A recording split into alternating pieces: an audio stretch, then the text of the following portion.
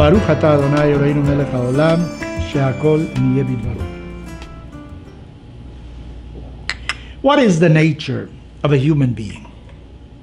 Well, several centuries ago, the Earl of Shaftesbury, I think it was an Irishman, he said that man is basically good. It's only that civilization somehow corrupts man. The French philosopher Rousseau also thought about man as a good savage. What happens? Society is the one that spoils him in a certain way, so that we are basically good. But for some reason, by living, by being with others, we somehow become corrupt by wanting what somebody else has. I really don't know. Comes Freud and says something else. No, he says, it's not that we are basically good. There are certain imprints, genetically. We have certain instincts that are the ones that really direct our actions.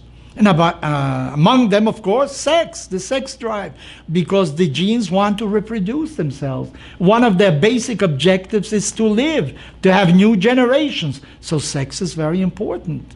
There's libido that a man has. He can't control himself. But Freud also says that there's a super ego, that is some kind of moral imperatives that human beings have. Well, what are we? Are we really regulated by our instincts, or were we really born fine, good people, but society corrupts us? What does Judaism have to say about that? Well, Judaism contemplates that there are two basic energies that man has. There is Yetzer Hara and Yetzer HaTov. The inclination to do good and the inclination to do bad, to do evil things. When God created the world, on the sixth day, He created man. After creating man, God says, Vehine tov me'od, this is very good. Every day after He finished His labors, God said, He saw it and He said it's good. But on the sixth day, He said it's very good. What is this very good? Our rabbis say, the evil inclination. God created also evil inclination, and that is very good. Now, how can that be so?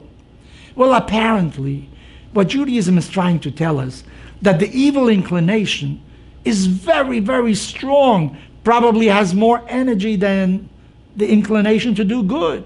So what you have to do is somehow domesticate. You have to rule over this evil inclination and turn it to the other side so that it can do good. Our rabbis say, for instance, B'makom shebalei teshuva omdim, in the place where those who have come back, they are sorry for what they did. They made certain mistakes, and now they repent. They are looking for atonement. In that place where the Baalei Tshuva stand, even those who are completely righteous cannot stand. What are they saying by that? Well, maybe what they mean is the following. Those that erred, they have the inclination to do evil, to do bad things, but they were able to overcome it. What does it mean to overcome it? Not that they annulled the evil inclination. What they did is use those powers and turn them toward good, to the right. In other words, now they're able to use both the evil inclination and the good inclination for good things.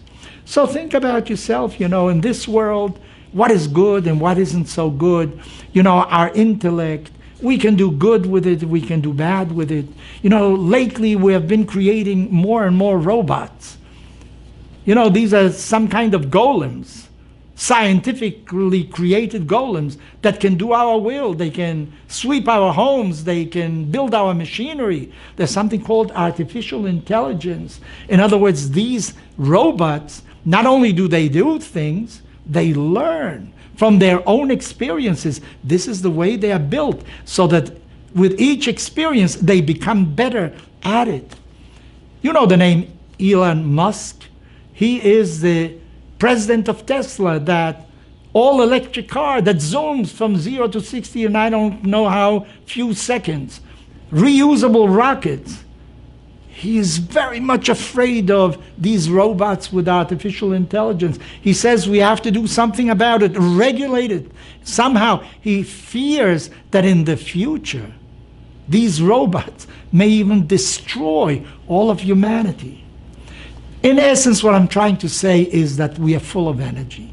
We are neither instinctively good or instinctively bad. It depends what we do. According to the Torah, we have freedom of will. We can choose. We can choose the Yetzer HaTov, and we can also choose to engage the Yetzer Hara and make him work for good things. So it's up to you, basically.